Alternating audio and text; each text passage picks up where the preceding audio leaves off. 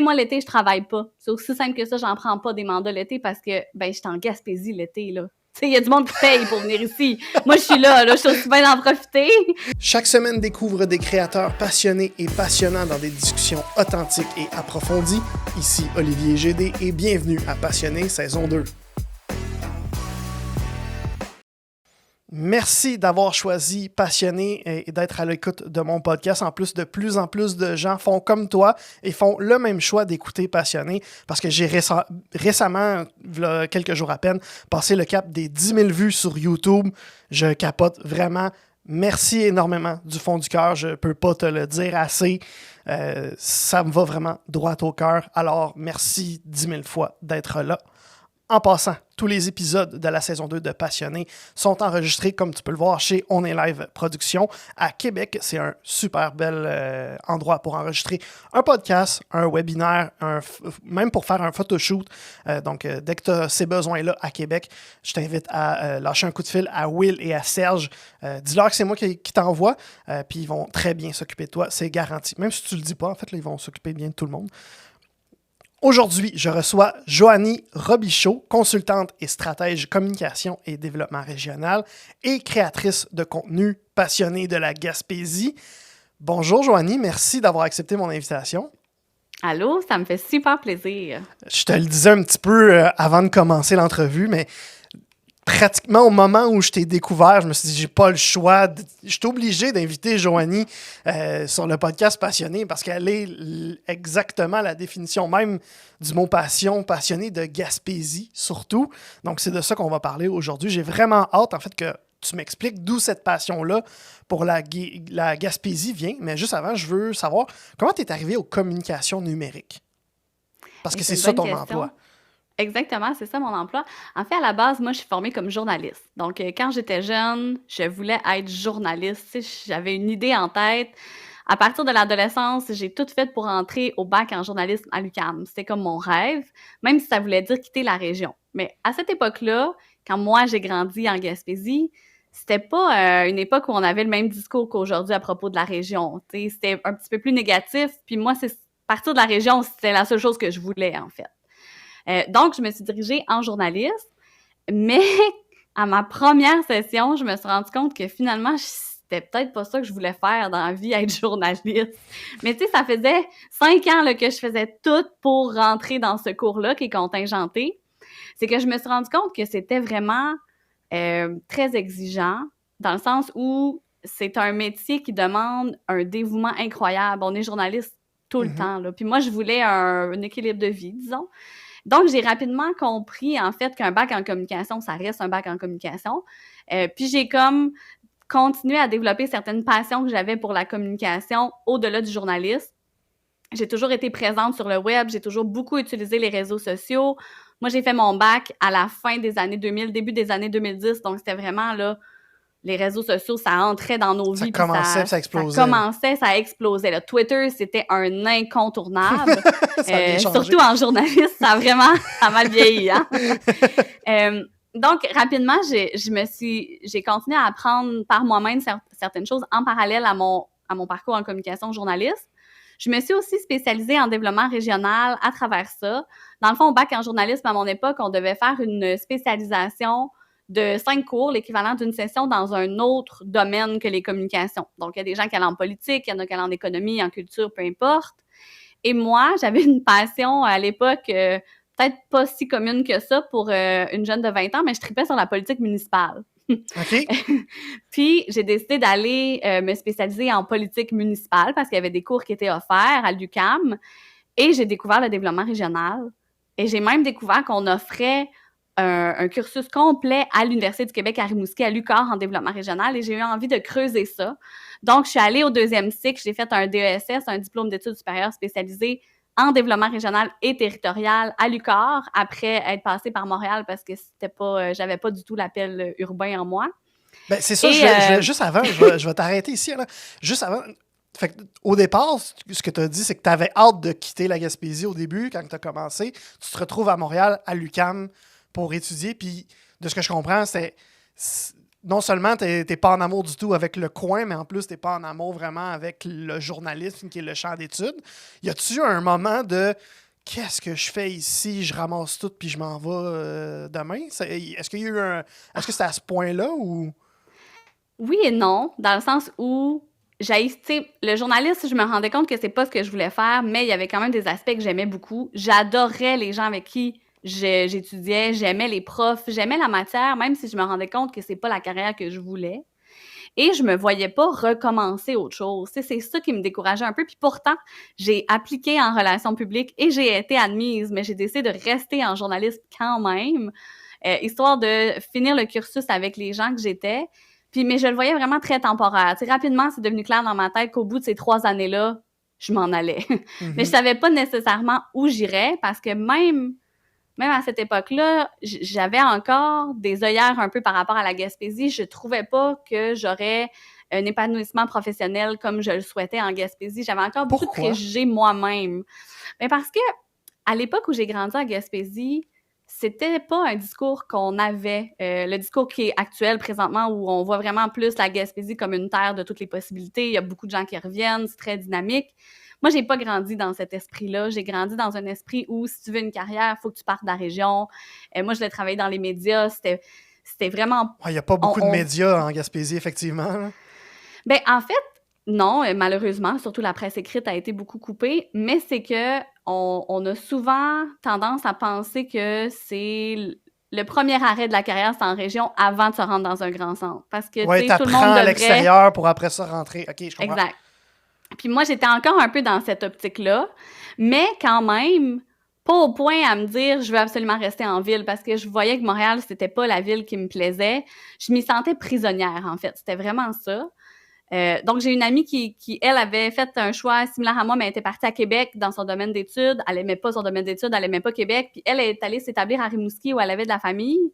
Puis je me suis dit, ben pourquoi pas Rimouski? C'est une ville, Rimouski, quand même, 50 000 habitants. Tu sais, c'est un milieu urbain, mais à proximité de la Gaspésie, j'ai des amis qui sont là. Ils pourraient peut-être avoir des belles possibilités en lien avec le travail et en lien avec la Gaspésie, quand même, je vais pouvoir revenir souvent, garder un contact.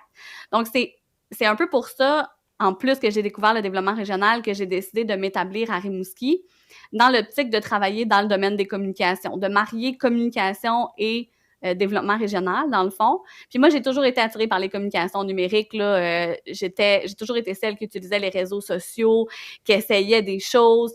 À l'adolescence, ça va trahir mon âge, mais je gérais des forums, des role-playing games où on écrivait des histoires de fanfiction. Tu sais, je me faisais des amis partout au Québec, de la Gaspésie, en étant sur ces forums-là. Fait que j'ai toujours eu le côté numérique très présent. C'était comme naturel, en fait. Tu sais, moi, j'ai appris certaines bases du code à l'adolescence, justement, en faisant ces trucs-là. Donc, c'était comme un automatisme pour moi d'aller vers ça. Mais le premier emploi que j'ai occupé, mettons, sur le marché du travail, c'était en entrepreneuriat. C'est quand même drôle, considérant que je suis devenue entrepreneur aujourd'hui. Mais j'ai été chargée de projet pour ce qu'on appelait à l'époque les CLD, les centres locaux de développement. Ça a été aboli malheureusement depuis, pour le CLD de la Métis. Donc, à Montjoly, j'ai travaillé en entrepreneuriat pour mettre en place une communauté entrepreneuriale, pour montrer à quel point les entrepreneurs sont utiles et nécessaires dans la communauté. Ça, c'était à Rimouski? Ça, c'était à Montjoly. À Montjoly, excuse, oui. Ouais. C'est comme mon premier emploi. J'ai été là pendant 1 an après avoir terminé mon DESS. Mais rapidement, il est apparu un poste à la ville de Rimouski en communication numérique. C'était agente de communication et médias sociaux. C'était un nouveau poste qu'on créait à l'époque dans l'équipe, je vais dire l'équipe entre guillemets, des communications, parce qu'il y avait une seule personne aux communications à cette époque-là qui était la conseillère. Puis là, on rajoutait comme une agente pour aller dans l'équipe avec elle. Et j'ai appliqué et j'ai eu le poste. Donc, j'ai comme pu faire le saut vers les communications numériques, même si j'en faisais déjà dans mon poste de chargée de projet. Mais là, c'est vraiment, ma tâche était de développer les réseaux sociaux de la ville de Rimouski. Il y avait une présence un peu maladroite qui était faite depuis quelques années, entre autres par les loisirs. T'sais, on faisait ce qu'on pouvait, mais il y avait personne pour guider un peu les orientations, prendre des décisions plus stratégiques en lien avec les réseaux sociaux. Puis on était déjà en 2014, donc ça faisait un petit bout que certaines villes étaient déjà présentes. Et c'est vraiment à ce moment-là que j'ai pu me lancer pleinement dans les communications numériques, là, puis de me centrer vraiment sur les réseaux sociaux que j'avais toujours aimés, que j'avais toujours utilisés. Et j'ai été 6 ans à la ville de Rimouski au final. C'est moi qui ai lancé la présence officielle de la ville de Rimouski sur les réseaux sociaux. J'ai eu un plaisir fou à travailler à la ville de Rimouski. J'ai adoré mon équipe de travail, j'ai adoré la ville. Et je pensais sincèrement être à Rimouski pour vraiment longtemps. On s'est acheté une première maison, on était prêts à faire notre vie à Rimouski jusqu'à ce que je tombe enceinte.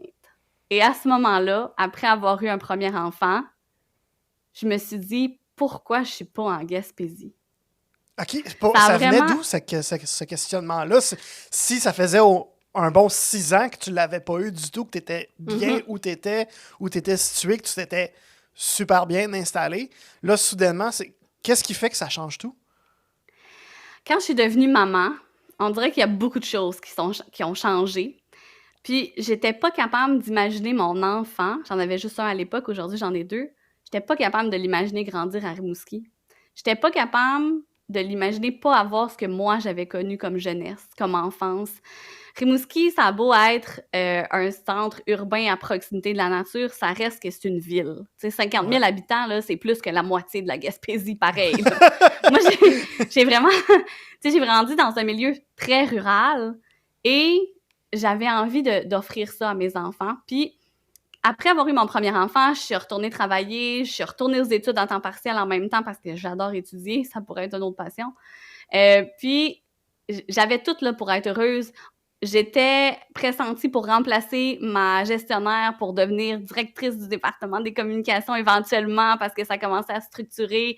J'avais un fonds de pension, je veux dire, je travaillais dans le municipal, là, tout allait bien, mais j'étais pas bien. J'étais pas bien au fond de moi. Puis c'est une amie à moi qui habitait à Québec depuis plusieurs années, qui venait d'avoir son premier enfant, qui m'a dit à un moment donné, parce que là, je savais pas pourquoi j'allais pas bien à un moment donné. Tu sais, tu te questionnes, tu te dis, voyons, j'ai tout pour être heureuse, mais il me semble qu'il y a quelque chose qui marche pas. Puis cette amie-là m'a dit, et je sais quoi, je pense qu'on va retourner en Gaspésie éventuellement, mon chum puis moi, tu sais, pour élever notre famille. Puis quand elle m'a dit ça, je me suis dit, ben mon Dieu, c'est ça la réponse à ma question. C'est ça qu'il faut que je fasse. Voilà, il faut que j'arrête de me poser des questions à savoir qu'est-ce qui manque. C'est ça, là, tout s'emboîtait, puis c'était devenu très clair dans ma tête que je devais revenir en Gaspésie. Parce que j'ai toujours gardé le lien avec la région. Quand j'étais à Montréal, quand j'étais à Rimouski, ça a toujours été un lien qui était fort. En fait, je dis souvent que je me suis jamais autant sentie gaspésienne qu'au moment où j'étais plus en Gaspésie. OK, ben c'est exactement là où je m'en allais. J'étais curieux de savoir pendant les 6 ans à Rimouski, est-ce que ta passion pour la Gaspésie, elle existait déjà ou c'est quand tu es revenu? Elle existait déjà même pendant mes 3 années à Montréal. Okay. Au bac en journalisme, à chaque fois que je devais faire un travail, je le faisais sur la Gaspésie. À chaque fois que je devais couvrir une nouvelle, c'était une nouvelle qui avait un lien avec la région. J'ai fait des chroniques radio à Radio Gaspésie. J'ai écrit dans le journal Graphici, qui est le journal local ici dans la région. Tu sais, j'ai toujours resté en contact avec la région, même en étant à Montréal.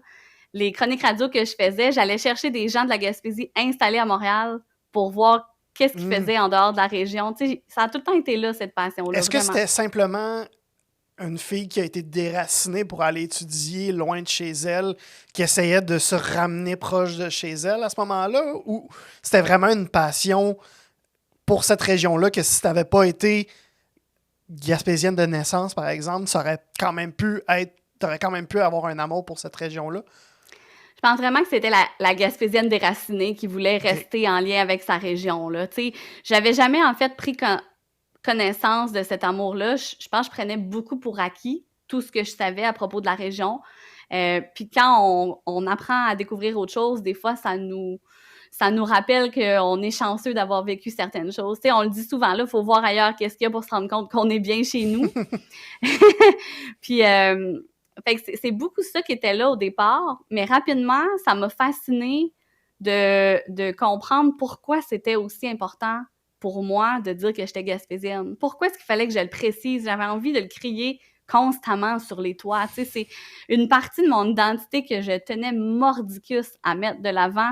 Puis je suis pas mal sûre que les gens avec qui j'étudiais devaient rouler des yeux à la fin à force de m'entendre parler de la Gaspésie. Gaspésie. Mais c'était comme plus fort que moi. J'avais besoin de comprendre pourquoi. Puis quand je suis allée étudier en développement régional, ce que j'ai étudié, c'est l'identité territoriale. C'est là-dessus que je me suis concentrée sur mes recherches parce que j'avais besoin de comprendre pourquoi moi, c'était aussi important, cette partie-là de mon identité. Puis j'ai lu plein de textes, puis j'ai vraiment appris plein de choses. Puis il y a quelque chose qui m'a marqué, c'était que la partie de notre identité qu'on met le plus de l'avant, c'est souvent celle qu'on sent la plus menacée.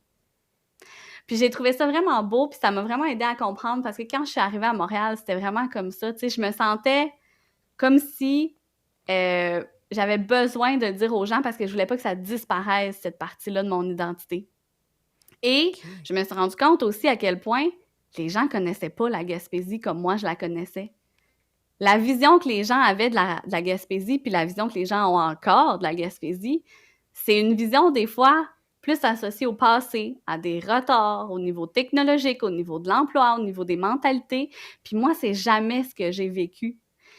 Puis ça me fâchait au plus haut point de voir que les gens avaient pas toute la bonne information. Fait que dès ce moment-là, puis tu sais, j'étudiais en journalisme, là. Moi, j'étudiais avec les futurs journalistes de demain, en fait, les journalistes d'aujourd'hui. Ouais. Puis là, je me disais, mais voyons qu'ils ont encore des préjugés, voyons qu'ils sont pas capables, tu sais, de comprendre qu'est-ce qui se passe dans notre propre province, qu'ils ont même pas l'intérêt, tu sais, moi, ça me dépassait. Puis c'est à partir de là, je pense que ça s'est tranquillement transformé en passion puis en espèce de vocation de contribuer à informer les gens. Une des premières choses que je faisais, c'était sur Twitter. À chaque fois qu'il y avait un journaliste qui écrivait un article qui parlait de la Gaspésie, j'allais lire, puis souvent les gens font des erreurs, là, ils vont dire de Gaspésie au lieu de la Gaspésie, puis Gaspésie, c'est une région, donc techniquement, c'est de la Gaspésie. Au pire, on va entendre de la Gaspé, parce que les gens mélangent la ville de Gaspé puis la région de la Gaspésie. Ça arrive vraiment souvent. Mais moi, j'allais corriger les journalistes sur Twitter. J'allais leur répondre. J'allais leur tweeter qu'il y avait des erreurs dans leur texte, que c'était pas les bonnes photos, que c'était pas les bons endroits. Parce que ça me fâchait que les gens étaient pas capables de présenter les choses comme il faut à propos de la région. Est-ce que tu penses que... Puis là, on s'en va quasiment dans le philosophique ici, là. Est-ce que tu penses que cette méconnaissance de la région vient simplement du fait que c'est loin? Oui, ça peut expliquer une partie, je pense, de la réponse. C'est loin des grands centres urbains, c'est loin de l'endroit où l'information circule, c'est loin de l'endroit où les décisions se prennent. Fait que c'est sûr qu'il y a une partie qui vient de ça, mais je pense qu'il y a une partie qui vient aussi d'un manque de curiosité, tu sais, on s'est beaucoup ouvert au reste du monde. Moi, je côtoyais des gens au bac qui avaient été dans plusieurs villes partout dans le monde, mais qui n'étaient jamais allés plus loin que Québec dans leur propre province. Tu sais, il y avait comme on dirait qu'on regardait un peu avec, mon Dieu, je vais faire attention comment je le dis, pas dégoût, mais tu sais, c'est comme ça nous intéresse pas, là, le passé, les régions, parce que l'urbanisation s'est fait très rapidement, mais toute l'histoire du Québec s'explique avec les régions du Québec, là. Ça fait pas si longtemps que ça que les gens sont concentrés en ville, mais on a rapidement oublié cette partie de l'histoire-là, que des fois, on va associer au passé, effectivement, mais en même temps, il se passe tellement des belles choses dans nos régions, mais on n'est pas curieux de savoir ça. On va s'inspirer de ce qui se fait partout ailleurs, mais pas chez nous. C'est comme si tu disais que quand toi, t'étais peut-être à l'adolescence puis que tu grandissais, il y avait une espèce de mouvement de retour vers les grands centres urbains pour les gens qui avaient grandi dans ton coin en Gaspésie ou même dans les autres régions éloignées. C'est comme si ça avait créé des préjugés puis des mauvaises histoires, je sais pas comment l'expliquer, mais vraiment des préjugés sur ces régions-là. Puis que là, depuis un certain temps, on recommence à revaloriser la région un petit peu, mais les préjugés restent, les idées qui n'ont jamais été vraies restent, entre guillemets, vraies dans la tête des gens qui sont jamais été ou qui connaissent mal. Absolument. Comment tu penses qu'on peut s'en débarrasser de ces préjugés-là, de ces idées-là? Ben, tu sais, pour faire du pouce sur ce que tu viens de dire, il y a eu un exode des régions du Québec, clairement. Là. La Gaspésie en fait partie des régions où les gens sont partis, mais entre autres parce que les gouvernements l'ont demandé. Tu sais, nous, on a vécu dans l'Est du Québec ce qu'on appelle les opérations d'unité où les gens ont manifesté pour rester dans leur communauté parce que le gouvernement les a mis dehors, on les a expropriés, on a fermé des villages. Fait que, tu sais, ça date de longtemps, le moment où on s'est dit on s'en va vers l'industrialisation, l'urbanisation, on met de côté la ruralité. Puis effectivement, je pense que ça a contribué au fait que les gens sont restés avec certaines idées. Mais je pense que pour sortir de ces idées-là, ben, c'est s'informer, assurément, qui est une des meilleures façons. Puis le défi, c'est que les médias sont pas dans ces régions-là, puis c'est extrêmement difficile, l'information régionale, parce qu'on a juste fait de couper dans ces informations-là dans les dernières années. Puis pour moi, les réseaux sociaux, c'est exactement ce que ça permet de faire. Puis c'est pour ça que moi, j'ai toujours investi ces plateformes-là. C'est qu'avec les réseaux sociaux, on est capable d'informer les gens sur notre réalité. Puis pour l'avoir essayé dans les 2 dernières années, entre autres sur TikTok, ça intéresse les gens. Les gens sont contents d'en entendre parler, les gens aiment ça aussi, mais on leur offre pas ça dans les médias nationaux, puis même dans la culture, je dirais, parce que longtemps, tout ce qui se passait dans les régions, c'était très folklorique. Je veux dire, c'était Maria Chapdelaine, le survenant, tu sais, c'était vraiment associé à une autre époque. La ruralité moderne, elle n'existait pas. Puis elle est encore difficile à trouver, tu sais. Tout ce qu'on consomme dans la culture, moi, quand j'ai grandi, c'était ça, les livres que je lisais, les séries que j'écoutais, les films que j'écoutais, on valorisait énormément le fait d'être en ville. Mhm. C'était in, c'était ce qui était la mode. Alors que je pense qu'on peut être parfaitement à la mode en région. Exactement. Puis en plus, pendant que tu parlais, je réfléchissais à... Parce que moi, je viens de la Rive-Nord de Montréal. Fait que j'ai jamais eu vraiment vu ça. C'est l'angle de la région, si on veut, à part en allant travailler un été à Havre-Saint-Pierre, au bout complètement de la Côte-Nord. Puis Ouais. dans mes quelques visites en famille, parce que j'ai de la famille en Gaspésie aussi, on salue les gens à l'ascension de Patapédia. Mais Ouais. c'est ça, quand j'ai passé un été à Havre-Saint-Pierre, j'ai vu à quel point il y a... C'est quasiment un autre monde. Je sais pas comment le dire. C'est pareil, c'est tellement pareil et tellement différent en même temps. Exact. Mais ouais, j'entends vraiment pleinement tout ce que tu dis. Là, je l'ai vu aussi, moi aussi. Si on revient un petit peu dans ton parcours Ouais. avant de parler de ce que tu fais maintenant, tu as travaillé pour la ville de Rimouski à partir de 2014, tu as dit pendant 6 ans. Fait que si je fais le calcul rapide, ça nous amène à 2020. Ouais. Est-ce que la pandémie aussi a eu un lien dans ta décision de retourner à la maison ou ça n'a pas rapport, c'est vraiment la famille? Ah, c'était vraiment la famille parce que techniquement, j'ai été employée de la ville de Rimouski jusqu'en 2020, mais j'étais en congé de maternité à la fin. Ah, OK. Mais moi, je suis revenue en Gaspésie à l'été 2019. Donc, le meilleur timing possible pour Ouais. revenir en Gaspésie. Parce que quand la pandémie a commencé, ma plus jeune avait pas encore 1 an. Je terminais mon congé de maternité. Je commençais avec un nouvel employeur qui était la MRC Bonaventure à l'époque. J'étais restée dans le municipal. Et j'ai jamais autant peu regretté une décision qu'à ce moment-là parce que déjà que d'être de jeunes parents en pandémie, c'était excessivement exigeant. Moi, mes enfants J'imagine. avaient 1 an et 3 ans. Donc, c'était vraiment, on était en mode survie tout le monde, là, mais quand tu avais des jeunes enfants, en tout cas, moi, j'ai trouvé ça difficile d'essayer de leur offrir un monde normal alors qu'on savait plus où ce qu'on s'en allait.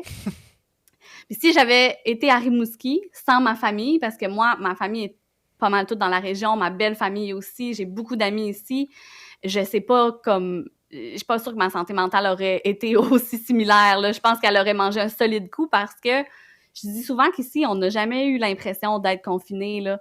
Quand même qu'il y avait des règles sanitaires à respecter, il y a tellement d'espace qu'on pouvait se promener là, facilement. On allait à la plage avec les enfants, on jouait dehors. C'est sûr qu'on était en cocon restreint, là, on n'avait pas le Ouais. choix, mais c'est pas comparable à ce que des gens ont vécu en ville. Donc, c'est sûr que ça n'a pas joué un rôle dans ma décision de m'établir, mais ça a joué un rôle dans ma confirmation que j'avais fait le bon choix de revenir. OK. Puis là, donc tu as dit quand tu es arrivé, tu as dit dans le coin de Bonaventure, tu as travaillé pour la MRC dans ce coin-là, donc en Gaspésie, dans la baie des Chaleurs. Mais aujourd'hui, quelques années plus tard, tu es entrepreneur. Euh, ça a été quoi cette décision-là? D'où est-ce que c'est venu, ce saut vers Ouais. l'entrepreneuriat? Je dirais que ça a été un peu la réponse à d'autres questions qui s'étaient présentées où travailler à temps plein en ayant de jeunes enfants et un conjoint qui travaille à l'extérieur de la région, parce que moi, mon conjoint travaille à l'extérieur de la région, il fait du fly-in, fly-out. Je suis venue à un point où je trouvais ça extrêmement exigeant et je suis une personne assez exigeante envers moi-même, assez performante. Mais j'arrivais plus à tout faire. J'arrivais plus à tout faire. Puis c'est pas parce que mon employeur était un mauvais employeur. Au contraire, à cette époque-là, je travaillais pour la stratégie Vivre en Gaspésie, qui est une stratégie de marketing territorial pour attirer des gens en Gaspésie. On s'entend que tout ce que j'ai fait dans ma vie, dans ma tête, c'était pour atterrir à ce poste-là. Là. C'était l'emploi de rêve. Là. Ouais. J'étais payée pour parler de la Gaspésie. Mais j'en suis venue à la constatation que je pouvais pas garder ce rythme-là. Donc, j'ai fait le choix de juste réfléchir à qu'est-ce que je pourrais faire d'autre. Et l'entrepreneuriat m'est comme apparu comme une belle réponse. C'est quelque chose que j'avais déjà envisagé à mon retour en Gaspésie. Comme j'étais en congé de maternité puis je savais pas trop où j'allais me diriger, je m'étais dit je pourrais me lancer à mon compte. Mais ça faisait 10 ans que j'étais partie de la région. Puis même si j'étais restée en contact, et tu sais, 10 ans, c'est quand même long. J'avais besoin, on dirait, de me réapproprier la région, de faire des contacts. Donc, mes expériences à la MRC puis à la stratégie Vivre en Gaspésie, ça a vraiment été utile pour être capable de me lancer à mon compte avec l'idée d'avoir un horaire de travail plus sain qui me permet d'adapter ce que je fais à ma réalité familiale plus atypique, d'être disponible pour mes enfants parce que ben s'ils sont malades ou s'il y a des tempêtes puis papa est parti au travail, ben ça n'a pas le choix d'être maman qui s'en occupe. Puis aussi de vouloir profiter de la vie. Ultimement, quand on est revenu en Gaspésie, il y avait ce rythme de vie-là qu'on a connu quand on a grandi parce que mon chum aussi vient de la région. De vouloir profiter de nos étés, de pas toujours être à courir après tout. Puis ça, c'est vraiment quelque chose qu'on remarque dans la région. Puis là, j'étais pas du tout en train de faire ça. Là. Au contraire, là, j'étais en train de m'épuiser complètement. Donc, j'avais aussi cette volonté-là de pouvoir en profiter, de pouvoir être heureuse au quotidien simplement. Puis je trouvais qu'en devenant travailleuse autonome, en gérant ma propre entreprise, c'était la meilleure façon de le faire. Et c'est effectivement ce que je constate après presque 2 ans. Fait que dans le fond, t'as parfaitement appliqué une des premières phrases qu'on m'a dit quand moi je suis arrivé à Havre-Saint-Pierre, qui était « Ici, on n'a pas l'heure, on a simplement le temps ». Exactement. Fait que t'as juste totalement appliqué ça à ton entreprise. C'est quand même un peu... je sais pas comment le dire autrement, mais c'est quand même bizarre que t'as été te lancer entrepreneur parce que t'en faisais trop, si j'ai bien compris. Ouais. Mais dans mon cas, c'est exactement ça. Puis pourtant, tu sais, les gens disent souvent qu'en entrepreneuriat, c'est facile de se brûler complètement, mais ça n'a jamais été ce qui a motivé mes choix. Puis ça a toujours été clair dans mes valeurs d'entreprise que ce serait pas ça. Fait que, tu sais, moi, l'été, je travaille pas. C'est aussi simple que ça, j'en prends pas des mandats l'été parce que, ben, j'étais en Gaspésie l'été, là. Tu sais, il y a du monde qui paye pour venir ici. Moi, je suis là, je suis aussi bien d'en profiter. Puis, je me permets beaucoup de latitude dans mon horaire, même si des fois, je trouve ça déchirant parce que j'ai un tempérament passionné, je suis intense, j'aime ça, j'ai toujours des idées de projets, j'ai tout le temps plein de choses à faire, mais je trouve ça encore plus important de pas être complètement débordée par tout ça, puis de vraiment profiter des gens qui m'entourent aussi. Fait que je suis souvent tiraillée là, entre les deux, mais pour moi, c'était vraiment ce qui était le fil narratif de mon parcours en entrepreneuriat. Puis dernièrement, quelqu'un m'a parlé du slowpreneuriat, puis c'est vraiment quelque chose qui m'interpelle beaucoup, puis que j'essaie de creuser pour réussir à mettre en place le plus possible, mais avec ma personnalité, mettons.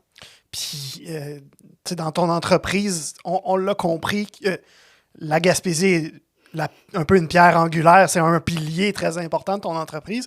Comment ça se transmet dans tes activités de tous les jours? Est-ce que tous tes mandats sont gaspésiens? Est-ce que tous tes mandats vont avoir un lien avec ça? Ou ça va être quoi comment ça se transmet, en fait?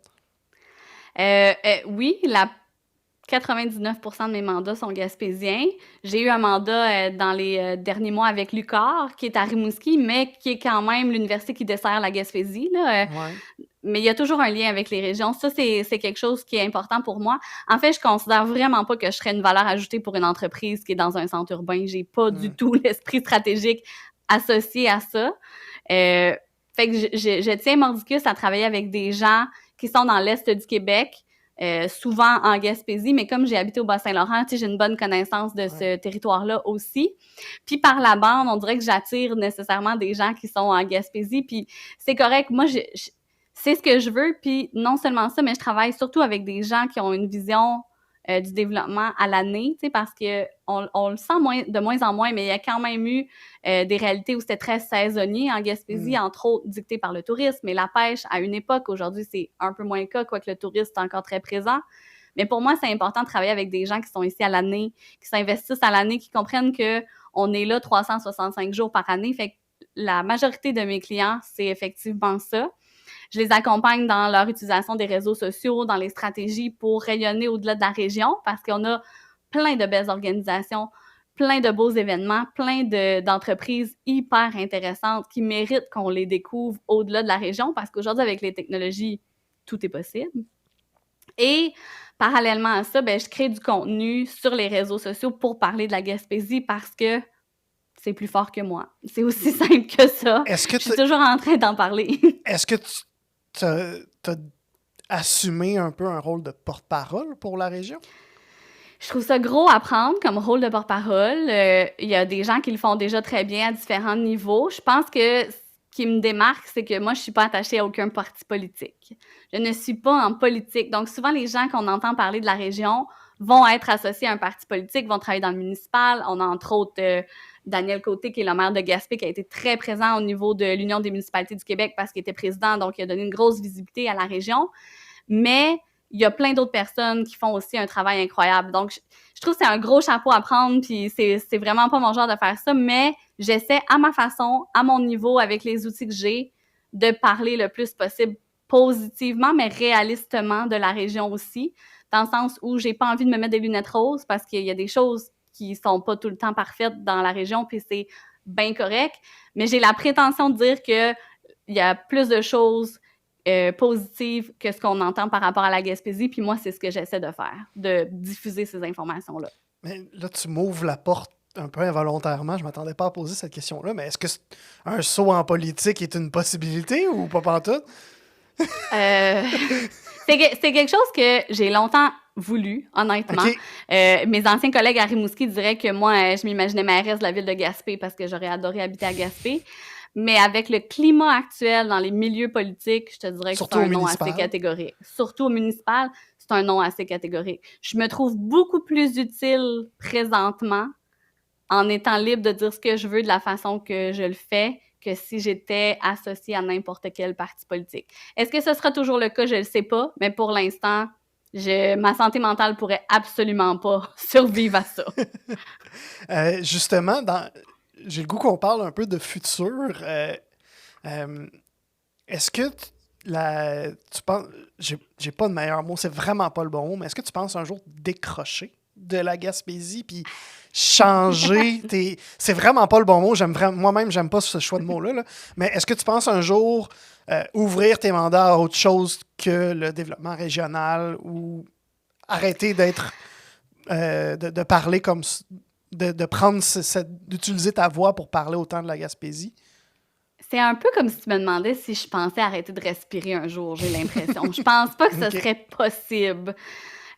Mais j'espère être capable de grandir à travers tout ça. T'sais, la Gaspésie, c'est ce que je connais le plus, c'est ce qui va toujours me définir. Je vais toujours me présenter comme étant d'abord gaspésienne, mais j'aime le développement régional en général aussi, puis il y a plein d'autres régions au Québec que je trouve intéressantes, fascinantes à découvrir, à comprendre les mécanismes. C'est vraiment quelque chose qui m'interpelle beaucoup. Fait que je pense que ça va toujours être là. Ça, j'en suis à peu près convaincue. Quelle forme ça va prendre avec le temps? Je ne sais pas. Puis honnêtement, j'ai vraiment juste hâte de le découvrir. Je suis très ouverte à toutes les possibilités, mais la Gaspésie va... C'est ça. Je m'imagine difficilement quitter la région un jour, disons. En même temps, quand mes enfants seront grands, j'ai aucune idée, qu'est-ce qu'on fera. Mais il y a comme une partie de moi qui va toujours être ici, peu importe qu'est-ce que je vais faire. Je comprends parfaitement.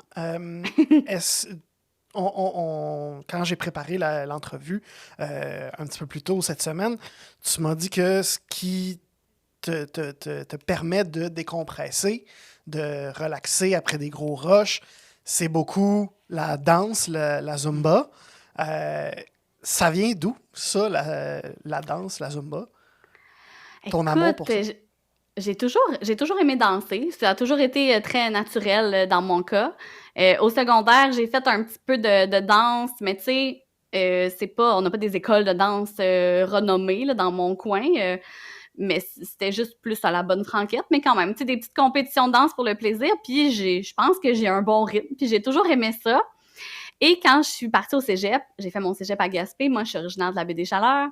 Quand j'ai fait mon cégep à Gaspé, j'avais un cours d'éducation physique où on faisait plein de choses. On faisait, mettons, du bootcamp de l'armée, on faisait, tu sais, un cours, c'était une affaire différente, là, puis il y a un cours, c'était de la Zumba. Puis quand j'ai fait ça, mon Dieu, j'ai tellement aimé ça, j'ai vraiment tripé ma vie, au point où quand je suis arrivée à Montréal, à l'UQAM, c'est une des seules activités que j'ai faites en dehors de l'université parce que là, moi, je travaillais pour payer mes études puis j'avais pas beaucoup d'autre temps.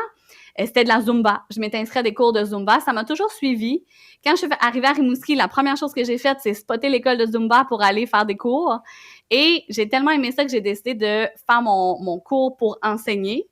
Je l'ai jamais enseigné parce que je trouvais que c'était gros prendre sur moi un cours. J'étais plus assistante à l'époque, j'aidais les profs, puis je m'occupais de leur communication numérique, bien évidemment. Le genre de petit bénévolat qu'on fait. Fait que ça m'a toujours suivi, ça a toujours été là. C'est une des rares activités où je suis 100% dans le moment présent. Dans le sens où, quand on suit une chorégraphie, ton esprit peut pas s'évader à d'autres choses parce qu'il faut que tu te souviennes du prochain pas à faire. Surtout quand t'es en avant, si t'es assistante, si t'es prof, si les gens comptent sur toi. Faut vraiment que tu sois 100% focus sur ce que tu fais. Puis moi, dans mon cerveau, ça va vite en général, là. C'est facile de m'égarer un peu partout. Mais de faire de la Zumba ou de la danse, ça me raligne vraiment à être ici, maintenant. Puis c'est quelque chose qui me manque beaucoup depuis que je suis revenue en Gaspésie parce qu'il y a une offre, mais elle est moindre, assurément, parce qu'il y a moins de gens. Puis comme mon conjoint n'est pas beaucoup là, ben je suis souvent toute seule avec les enfants le soir, fait que c'est difficile pour moi d'aller suivre des cours, passer beaucoup en soirée, au point où je suis en train de réfléchir à est-ce que j'offre des cours moi-même dans le jour, comme sur l'heure du midi, pour les gens comme moi qui n'ont pas le temps ou qui peuvent pas en soirée. J'aimerais vraiment ramener ça encore plus dans ma vie parce que je trouve que c'est important. Ça me fait du bien. Ça me fait du bien, ça m'oblige à être dans le moment présent. Puis en plus, je bouge. Puis, je veux dire, il n'y a rien de mieux que les endorphines après du sport, là. Les gens sont assez Mais unanimes. t'as un peu répondu à la question déjà, mais je veux quand même creuser un petit peu là. Ça a été quoi le déclic? Si on revient dans le gymnase où tu as eu cette première expérience-là, ce premier cours de Zumba, ça a été quoi qui a fait à l'intérieur de toi? Il est où le déclic? Hey, sais-tu, je me suis jamais posé la question. Je sais pas si c'était dans cette facilité-là à suivre le rythme. Il y a quelque chose dans les rythmes latins, tu sais, de la Zumba, c'est de la danse latine, là, qu'on fait de la fitness dessus, là. Puis il y a quelque chose qui m'a interpellée automatiquement parce que j'avais toujours aimé la danse, mais dans cette facilité-là ou cette nécessité-là d'être dans l'instant présent, il y a vraiment quelque chose qui m'a interpellée. Puis moi, je me suis jamais décrite comme une fille sportive dans la vie. Ben, je pense que c'est le cas de beaucoup de filles. En fait, on a de la difficulté des fois à trouver des sports qui nous interpellent. Puis ce que j'aimais puis ce que j'aime encore avec la danse, c'est que j'ai pas l'impression de faire du sport. J'ai pas l'impression de forcer. Je suis tellement concentrée dans mes mouvements, je suis tellement concentrée dans la musique que je me rends pas compte que je bouge. Puis je me vire de bord puis je suis toute trempe parce que j'ai tellement sué ma vie à danser comme ça. Fait qu'il y a quelque chose, on dirait, qui me permet justement de m'évader de tout le reste puis de mettre mon esprit complètement à off. Je pense que j'ai réussi à trouver à ce moment-là que j'avais jamais réussi à trouver dans aucun sport parce que je faisais de la danse avant, mais plus de façon, tu sais, avec des amis, on a fait secondaire en spectacle, mettons, mais on n'était pas dans une école de danse, c'était vraiment plus à la bonne franquette. Mais là, de vraiment le faire de façon dirigée puis de voir tous les bienfaits que ça m'amenait, je pense que c'est pour ça que je me suis mis à aimer ça autant. Tu m'as dit aussi quand on préparait l'entrevue que, puis tu en as parlé brièvement, maintenant que tu as tes enfants, c'est un petit peu plus difficile de t'adonner à la danse et que pour compenser, si on veut, à la place, tu t'es plus concentré sur la lecture. Je veux juste qu'on en parle très rapidement. Qu'est-ce qui t'a... qui a fait que tu as recommencé à aimer lire, que tu as commencé à aimer lire maintenant que tu avais des enfants puis que tu, entre guillemets, pouvais pas faire autre chose? Ouais. J'ai toujours été une très grande lectrice. J'ai toujours adoré lire. D'aussi loin que je me souvienne, du moment où j'ai été capable de lire, j'ai toujours lu beaucoup. Puis des livres assez gros, là. Tu sais, moi, je lis assez vite. Souvent, je dis que c'est une espèce de super pouvoir. Mais rapidement, très jeune, ça me permettait de découvrir plein d'histoires avec mon cerveau qui a tout le temps plein d'idées. Donc, ça a toujours été hyper présent, vraiment beaucoup dans ma jeunesse, à mon adolescence, je lisais énormément. Et ben là, tu sais, tu vieillis, tu rentres à l'université, les lectures universitaires, c'est ce qui prend la place. Après ça, je deviens maman, je dors plus pendant je sais pas combien d'années. J'avais comme plus de place mentale pour la lecture, tu sais, pour le plaisir. Puis à un moment donné, mes enfants, ben, ils ont commencé à vieillir. Puis j'ai eu une réflexion où je me suis dit, qu'est-ce que j'aime? C'est quoi mes passions dans la vie comme personne? Pas comme maman, pas comme amoureuse, pas comme professionnelle, comme personne. Qu'est-ce que j'aime? Et je suis retournée voir dans ma jeunesse, j'ai parlé avec ma mère, entre autres, pour qu'est-ce que j'aimais quand j'étais jeune, qu'est-ce que je faisais naturellement. Puis il y a 2 réponses qui sont apparues. Écrire, puis ça, j'ai la chance de le faire encore Ouais. beaucoup dans mon travail, et lire. Puis là, je me suis dit, ben la lecture, pourquoi je l'ai évaporée? Pourquoi je l'ai évaporée? Ben c'est que souvent, je vais prendre mon téléphone puis je vais scroller sur mes réseaux sociaux à place. C'est beaucoup ça. Et là, ce que je me rendais compte, c'est que l'image que je projetais à mes enfants, c'était ça. C'était maman est sur son téléphone, puis elle scrolle, puis elle est sur Instagram, puis elle est sur TikTok.